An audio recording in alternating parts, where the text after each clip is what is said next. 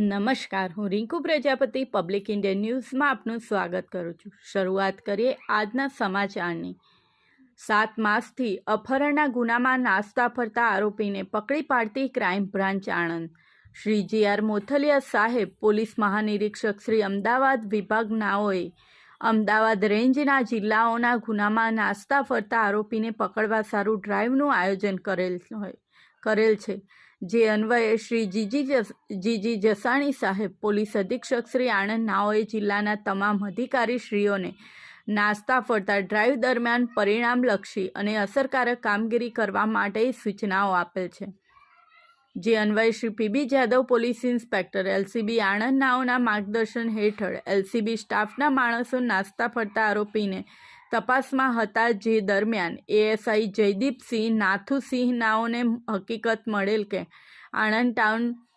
police station ઇપિકો કલમ 363 મુજબના કામે નાસ્તા ફરતા આરોપી શ્યામકુમાર વિનુભાઈ પરમાર રહેઠાણ હાળગુડ તાલુકો જિલ્લો આણંદ નાઓ ભોગ બનનાર સાથે કચ્છી ગામ દમણ ખાતે કંપનીમાં નોકરી કરતા હોવાની ચોક્કસ માહિતીના આધારે LCB ટીમ દ્વારા દમણ ખાતે તપાસ કરતા આ ગુનાનો આરોપી તથા ભોગ બનનાર બંને મળી આવતા